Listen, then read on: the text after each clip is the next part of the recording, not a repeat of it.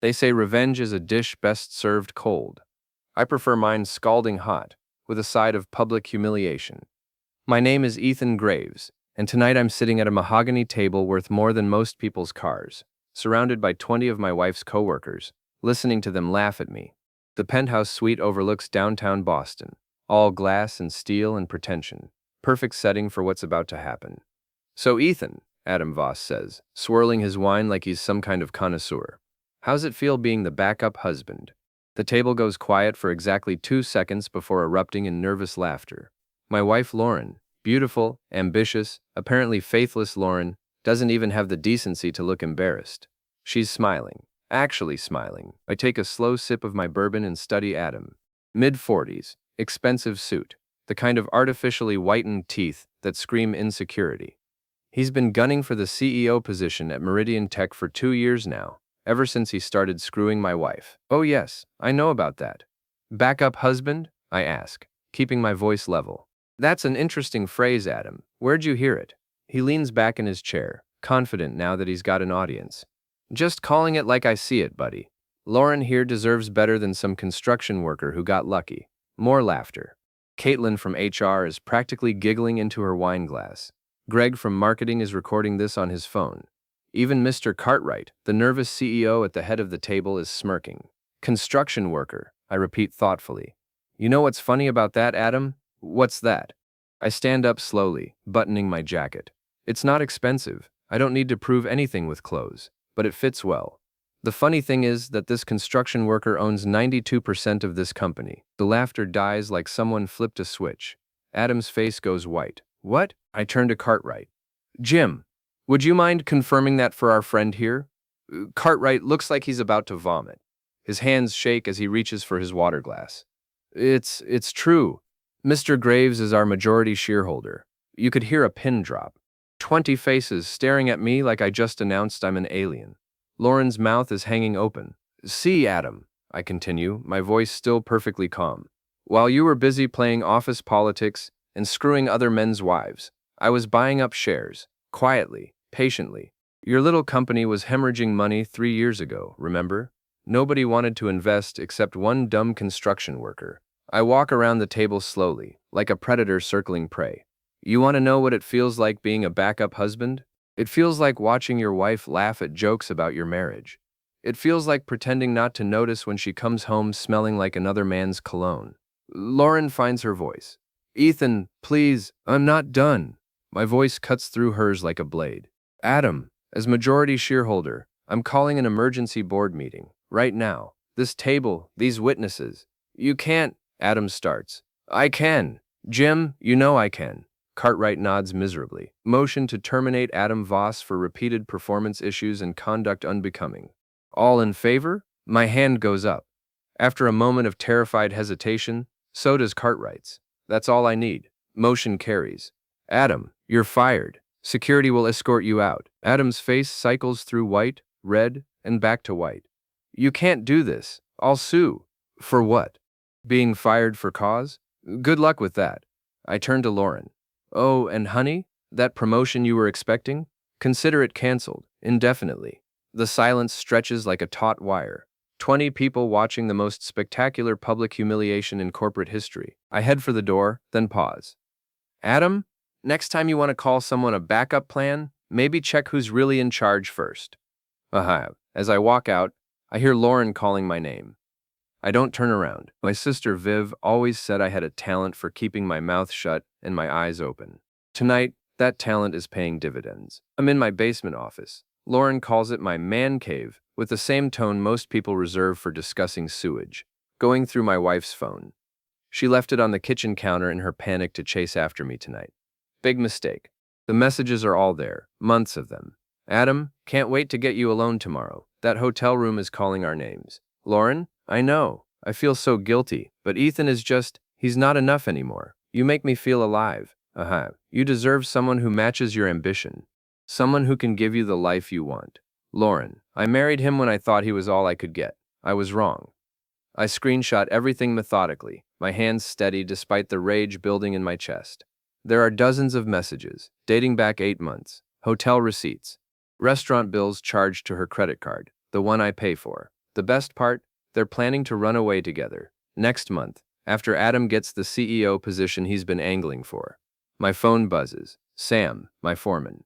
Boss, you okay? Heard there was some drama at the fancy dinner. I'm fine, Sam. Actually, I'm better than fine.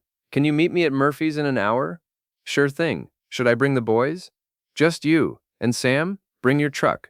We might need to move some furniture tonight.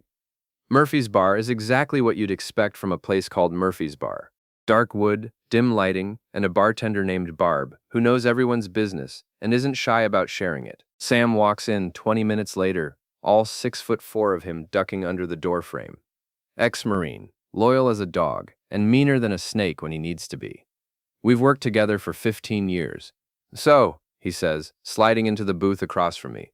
I take it the dinner didn't go well. Depends on your perspective. I fired my wife's boyfriend in front of 20 witnesses. Sam's eyebrows shoot up. No shit? Lauren's been cheating? 8 months, minimum. I slide my phone across the table. Read these. He scrolls through the screenshots, his expression darkening with each message. Jesus, boss? Backup plan? Who talks like that? Dead men, I say, and I'm only half joking. Barb appears with 2 beers and a knowing look. Heard there was some excitement at the Meridian Tech party tonight. Word travels fast.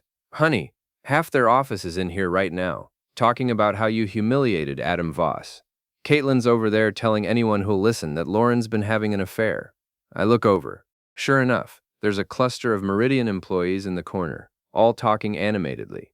Caitlin catches my eye and quickly looks away. Barb, I say, you still got that friend who works security at the Hilton downtown? Her grin is pure evil. Might do. What kind of security footage you need? The kind that shows my wife and her boyfriend checking into room 412 last Tuesday afternoon. That'll cost you. How much? Dinner. Somewhere nice. I've been divorced 3 times. I know the value of good revenge. An hour later, I'm back home. Lauren's car is in the driveway, and every light in the house is on. I can hear her pacing in the living room, talking on the phone. Mom, I don't know what to do, he just snapped. He fired Adam in front of everyone, and now the whole company knows about us. I stand in the doorway, watching her. She's still in her black cocktail dress, the one I bought her for our anniversary last year. Her makeup is smudged from crying. She sees me and ends the call quickly. Ethan, we need to talk. Do we? This is all a misunderstanding. Adam was just being cruel, trying to get under your skin. There's nothing between us. I hold up her phone. Really? Because these messages tell a different story. The color drains from her face. You went through my phone? You left it on the counter. I was curious. I scroll to one of the more explicit messages. Should I read this one out loud? It's pretty detailed about what you two did in that hotel room. She sits down hard on the couch. Ethan, please. I can explain. I'm sure you can. You always were good with words. It's one of the things I fell in love with. I pocket her phone. But I'm not interested in explanations anymore, Lauren. I'm interested in consequences. What does that mean? I head for the stairs. It means you should probably find somewhere else to sleep tonight. And tomorrow, you should start looking for a new job. You can't fire me. I have a contract. Read the fine print. Morality clause. Adultery is grounds for immediate termination without severance. She's crying now, but I don't feel the sympathy I expected. Instead, I feel something cold and calculating settling in my chest. Ethan, please, I love you.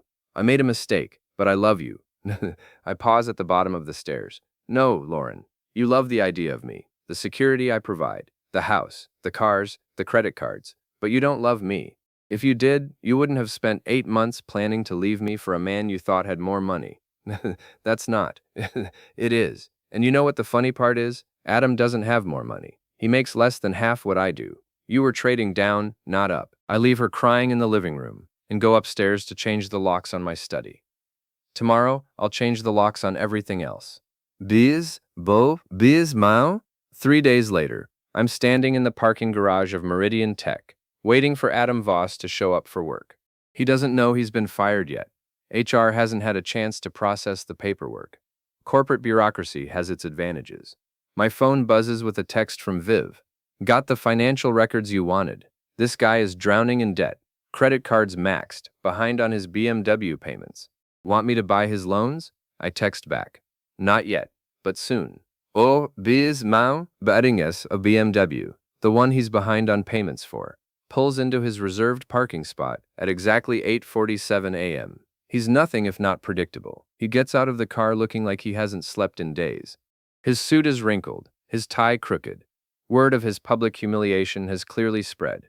Biz, bo, biz mao, biz, bin sao, bin zang, bin sam, bin sao, bin sin, bin dao, bin sao, bin san, bin dao, bin sum, ba mins, bin sam, bin sam, bin sam, bin san, biz mam, bin sins, bin sin sam, bin sen, bin sam, bin san, bin sam, bin san, bin sam, bin san, bin sam, bin dao, sin sam, bin san, bin san, bin san, bin sam, ban phone, bin san, bin sam, bin phone, ban phone, dan phone, bin phone, ban den, bin phone, bin phone, bin phone, bin phone, bin phone, bin phone, bin phone, bin phone, bin phone, bin phone.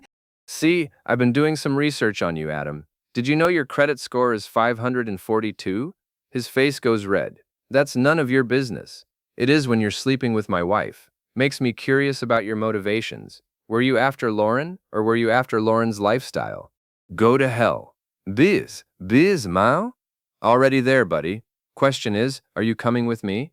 He tries to walk past me toward the elevator. I step into his path. We're not done talking. Get out of my way, Ethan. I'm late for work. No, you're not. You don't work here anymore, remember? I fired you. That was just theater. Jim won't let it stand. I laugh. Jim doesn't have a choice. I own this company, Adam. I own the building you're standing in. I own the parking spot your repossessed BMW is sitting in. His hands clench into fists. You think you're so smart, don't you? You think money makes you better than everyone else? No. I think money makes me smarter than everyone else. There's a difference. That's when he swings at me. I see it coming from a mile away. Construction work keeps you in shape, and 15 years of dealing with drunk subcontractors teaches you to duck. His fist whistles past my ear, and his momentum carries him forward. I grab his arm and use his own weight to slam him against his precious BMW. The side mirror cracks. That's assault, Adam. I could have you arrested. You bastard. He struggles against my grip, but I'm stronger and I have leverage. Here's what's going to happen, I say calmly. You're going to clean out your office. You're going to apologize to Jim for putting him in an awkward position. And you're going to stay away from my wife. She doesn't want you anymore. She told me she's filing for divorce. Is she? Well, that's her choice.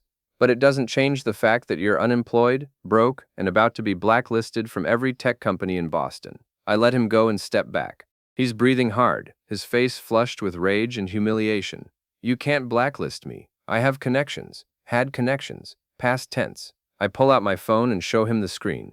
I just sent a very detailed email to every CEO in the city. Amazing what you can accomplish when you own pieces of their companies. He stares at the phone, then at me. You're insane. No, Adam, I'm thorough. There's a difference. I walk back toward my truck, then pause. Oh, and Adam, if I were you, I'd start making those car payments. Repo men are very punctual. As I drive away, I see him in my rearview mirror, standing next to his cracked BMW, looking lost. My phone rings. Lauren? Ethan, please come home. We need to talk about this like adults. I'm at work, Lauren. Some of us still have jobs. That's not fair. You can't just destroy people's lives because you're angry. Watch me. I hang up and call Viv. How fast can you buy Adam's car loan? Give me 2 hours. Do it. And Viv? Make sure the repo happens during lunch hour, in front of the office. You're evil, Ethan. I like it. The repo happens at 12:15 p.m. on Thursday, right in front of Meridian Tech's main entrance. I'm watching from the coffee shop across the street, sipping a latte and enjoying the show. Adam comes running out of the building in his shirt sleeves, shouting at the tow truck driver. A crowd of his former coworkers gathers to watch. Someone's recording it on their phone. My phone buzzes. Text from an unknown number. This is harassment. I'll sue you for everything you're worth. I text back. Good luck proving damages when you don't have a lawyer. The truth is, I haven't done anything illegal. I bought his debt fair and square, and he defaulted on his payments. The repo is completely legitimate. But Adam doesn't know that, and his panic is delicious. Barb slides into the booth across from me, grinning like a shark. Got your footage. She slides a USB drive across the table. Your wife and her boyfriend, checking into the Hilton. Timestamps, clear faces, the works. My friend says they've been regulars for months. What do I owe you? Dinner at that fancy steakhouse downtown. And I want to hear every detail of how you use this. Deal. That evening, I'm back in my basement office when Lauren comes home. I can hear her upstairs, moving around, probably packing. She's been staying at her sister's place since our confrontation. She appears at the top of the basement stairs. Ethan, can I come down? It's your house too, for now. She descends slowly, like she's approaching a dangerous animal. Maybe she is. I heard about Adam's car. Unfortunate. Repo men are so aggressive these days. You bought his loan, didn't you? I swivel around in my chair to face her. She looks terrible. Dark circles under her eyes, her usually perfect hair unwashed and stringy. I bought a lot of things, Lauren. Loans, debts, mortgages. Amazing what you can accomplish when you have liquid capital and good credit. This has to stop. Does it? I'm just getting started. She sits down on the old couch I keep down here, the one she always complained about. What do you want from me? I want you to understand what you've cost me.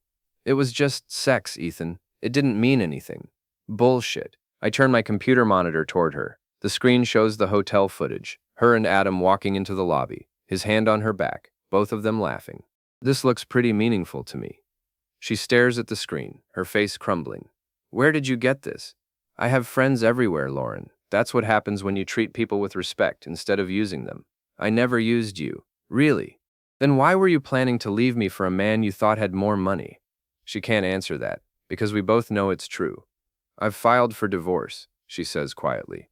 I know. My lawyer called me this afternoon. I'm not asking for much, just enough to get back on my feet. I laugh, and it's not a pleasant sound. Lauren, you signed a prenup. You get nothing. That prenup is 15 years old. Any judge will uphold it, because it's ironclad. Viv wrote it herself. And the adultery clause that voids any claim you might have had to spousal support. The color drains from her face. You can't leave me with nothing.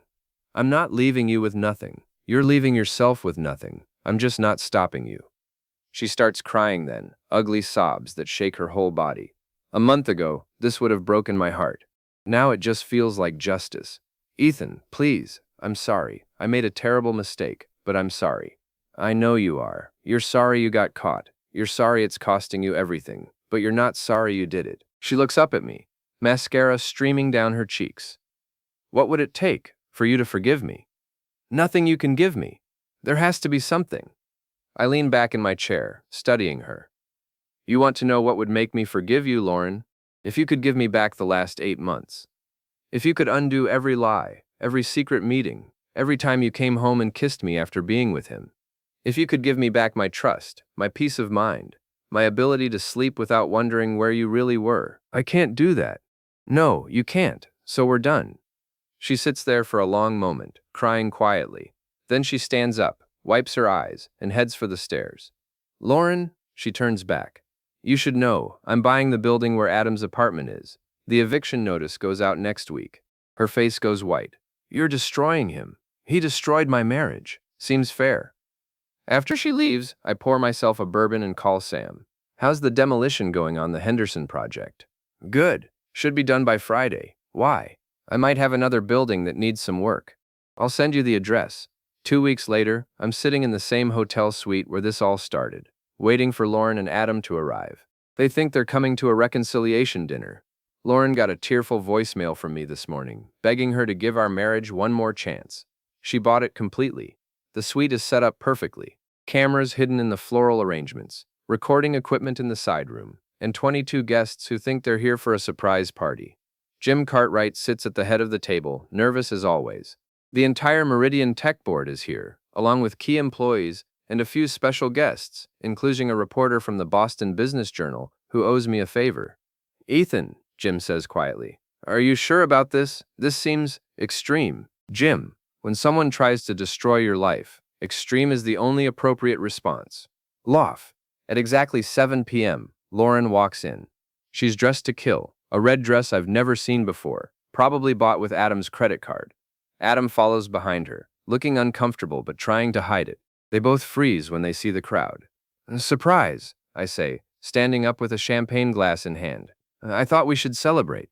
Ethan, Lauren says slowly, what is this? This is a party, darling. A celebration of truth, justice, and the American way of business. Adam's already backing toward the door, but Sam is there, all 6'4" of him. blocking the exit. Please, sit down. I gesture to two empty chairs. We have so much to discuss. They sit, because they don't have a choice. The room is dead silent, everyone sensing that something big is about to happen. Ladies and gentlemen, I begin. Thank you all for coming tonight. I know you're wondering why you're here, so let me explain. We're here to discuss the future of Meridian Tech, and specifically, the leadership changes that need to be made. Jim starts to speak, but I hold up a hand. You see, it's come to my attention that certain employees have been engaged in activities detrimental to the company's interests. Corporate espionage, if you will. I nod to Viv, who's been sitting quietly in the corner. She stands and distributes folders to everyone at the table. In those folders, you'll find evidence that Adam Voss and Lauren Graves conspired to oust Jim Cartwright from his position as CEO. The plan was for Adam to take over the company, with Lauren as his VP of operations. Gasps around the table. Jim's face goes white. The conspiracy included embezzlement. Small amounts, nothing criminal, but enough to create a pattern. It included the theft of proprietary information. And it included a systematic campaign to undermine Jim's authority. Adam jumps to his feet. This is bullshit. You can't prove any of this. Can't I? I smile. Page 3, everyone. Email correspondence between Adam and Lauren, discussing how to handle the old man. Page 5. Lauren's access logs, showing she downloaded confidential financial reports outside of business hours. Page 7. Adam's communications with our competitors, offering inside information in exchange for a job. The room erupts. Board members shouting questions, employees looking shocked, the reporter scribbling notes furiously. Lauren's voice cuts through the chaos. Those emails are private. You had no right. I had every right. As majority shareholder, I have access to all company communications. It's in the employment contract you signed. Adam tries to rush me, but Sam intercepts him, pinning him against the wall with one massive hand. Let me go. I don't think so, Sam says calmly. Boss isn't done talking. The beautiful irony, I continue, is that none of this was necessary. If Adam had just been patient, if he'd done good work and waited his turn, he probably would have gotten the CEO job eventually. Jim's been talking about retirement for years. Jim nods miserably. It's true. I've been grooming Adam as my replacement. But Adam got greedy, and Lauren got bored. So they decided to take what they wanted instead of earning it. I walk over to where Adam is pinned against the wall. You know what the funny part is, Adam? You called me a backup plan, but that's exactly what you were to Lauren. Her backup plan for when her marriage got boring. That's not true, Lauren protests. Isn't it? Tell him about the other men, Lauren. Tell him about the dating profiles you've been maintaining. Tell him about the guy from accounting you were texting last week. Adam's face goes white. What? Lauren's mouth opens and closes like a fish. Oh, you didn't know. I pull out my phone and scroll through screenshots. Lauren's been keeping her options open. You weren't her exit strategy, Adam. You were just another option. The fight goes out of Adam completely. Sam releases him, and he slumps against the wall. So here's what's going to happen, I announce to the room. Effective immediately, Adam Voss and Lauren Graves are terminated for cause. All stock options are forfeited. All benefits are canceled. Security will escort them from the building. You can't do this, Lauren whispers. I can do whatever I want. I own this company. I turn to Jim. Jim, you're retiring, effective next month. Your pension is secure, and I'm recommending Caitlin for the CEO position. Caitlin looks shocked. Me? You've been feeding me information about Lauren and Adam for weeks. Loyalty should be rewarded. The room is spinning now, everyone talking at once. The reporter is on her phone, probably calling in the story. Board members are demanding explanations. In the chaos, Lauren grabs my arm. Please, Ethan, don't do this. I'll do anything. I look down at her hand on my arm, then into her eyes.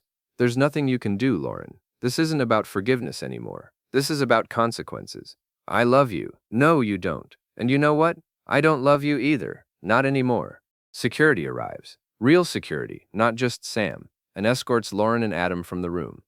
As they're led away, I hear Adam shouting, "This isn't over!" But it is over. Completely and finally over. The next morning, I'm sitting in Murphy's bar at 10 a.m., reading the newspaper coverage of last night's events. The headline reads, Tech CEO ousted in corporate conspiracy scandal. Barb pours me a coffee without being asked. Hell of a show last night. Word is, Adam's been blacklisted from every tech company in New England. That would be unfortunate. Lauren's been calling around, trying to find a job. No luck so far. Also unfortunate. My phone rings. Viv, the divorce papers are finalized. She gets nothing. The prenup held up perfectly. Also, I bought Adam's apartment building. The eviction notice goes out this afternoon. Excellent work. There's more. Remember that reporter from last night? She's doing a follow-up story about corporate affairs and workplace harassment. Apparently, 3 other women have come forward with stories about Adam. I smile. The gift that keeps on giving. Ethan, are you sure you want to go this far? They're both completely ruined. Good. That afternoon, I drive past Adam's apartment building. The eviction notice is taped to his door, and I can see him through the window, packing boxes. His car is gone, repossessed 3 days ago, so he's loading everything into a taxi. My phone buzzes. Text from Lauren. Please, Ethan. I'm begging you. Call off your dogs. I have nowhere to go. I don't respond. Another text. I know you're reading these. Please, I'm sorry. I'm so sorry. Still no response. A third text. I deserve this, but Adam doesn't. He was just a mistake. Please don't destroy him. Now that's interesting. Even in her desperation, she's still protecting him. Or maybe she's just trying to protect the last bridge she hasn't burned. I text back. You made your choice. Live with it. That evening, I'm back at Murphy's, celebrating with Sam and a few of the construction crew. The bar is packed. Word of my revenge has spread through the blue-collar community like wildfire, and I'm something of a folk hero now. Boss, Sam says, raising his beer, that was the most beautiful thing I've ever seen. Better than a movie. To Ethan, calls out Mike from the electrical crew, for showing those white-collar assholes what real power looks like. The bar erupts in cheers. I raise my glass and smile. At exactly 9 p.m., Lauren walks in. The bar goes quiet. Every eye in the place is on her as she makes her way through the crowd toward my table. She looks terrible. Cheap clothes, no makeup, her hair pulled back in a messy ponytail. Ethan, she says quietly, can we talk, please? We're talking now. Privately. I don't think so. These are my friends, Lauren. They've earned the right to hear whatever you have to say. She looks around the room at all the hostile faces, then back at me. Fine. I came to apologize, not because I want anything from you, but because you deserve to hear it. I'm listening. I was selfish. I was cruel. I threw away the best thing in my life because I thought I deserved more, and I was wrong. You were never the backup plan, Ethan. You were the only plan that mattered, and I was too stupid to see it. The bar is dead silent. Even Barb has stopped wiping glasses. I'm not asking for forgiveness, Lauren continues. I'm not asking you to take me back. I'm just asking you to stop. Please. I've lost everything. My job, my friends, my family won't even talk to me. I'm living in a homeless shelter, Ethan. A shelter. And I know I deserve it. But Adam doesn't. He lost his job because of me. He's been evicted because of me. His life is ruined because I seduced him into thinking we had a future together. You seduced him? Yes. I was bored and lonely, and I wanted to feel desired again. He was just stupid enough to believe I meant it. This is a news story. For 8 months, she's been playing the victim, claiming Adam pursued her. Now, faced with total destruction, she's finally telling the truth. So you're saying it was all your fault? Yes, all of it. Adam was just a mistake I made because I was too selfish to appreciate what I had. I stand up and walk over to her. She's shorter than I remember, or maybe I'm standing taller. Lauren, do you know what the difference is between you and me? What? When I make a mistake, I fix it. When you make a mistake, you blame someone else. Even now, you're trying to make this about protecting Adam instead of taking responsibility for your choices. That's not. It is. You spent 8 months lying to me, planning to leave me, humiliating me behind my back. And when you got caught, you blamed him. You blamed me. You blamed everyone except yourself. I lean closer, my voice dropping to a whisper that somehow carries through the entire bar. You want to know what would have happened if you'd just told me the truth 8 months ago. If you'd come home and said, Ethan, I'm unhappy. I think we should get divorced. She nods, tears streaming down her face. I would have been hurt. I would have been angry. But I would have given you half of everything I owned, because that's what decent people do. Instead, you chose to lie and cheat and scheme, and now you get nothing. I know. Do you? Do you really understand what you've lost? Yes. I don't think you do. You think you've lost a husband, a house, a job. But that's not what you've lost, Lauren. You've lost your integrity. You've lost the respect of everyone who ever cared about you. You've lost the ability to look at yourself in the mirror without feeling ashamed. The silence in the bar is absolute. And the worst part, You did it all for a man who makes less money than I do, who's deeper in debt than a third world country, and who would have dumped you the moment someone better came along. I turn away from her and walk back to my table. Ethan, please. We're done, Lauren. Go back to your shelter. Try to rebuild your life. But do it somewhere else, because if I see you again, I might not be so generous. She stands there for another moment, then turns and walks out. The bar stays silent until the door closes behind her. Then Sam raises his glass again.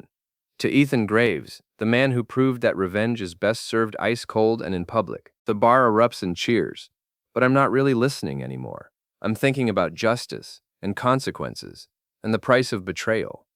Outside, I can see Lauren walking away in the rain, alone and broken. A year ago, that sight would have destroyed me. Tonight, it just feels like closure. My phone buzzes one last time. Text from an unknown number. Thank you for everything. I'm sorry I wasn't the wife you deserved. Goodbye, Ethan. I delete the message without responding. Barb appears at my elbow with a fresh bourbon. You okay, honey? I'm perfect. And for the first time in 8 months, I actually mean it.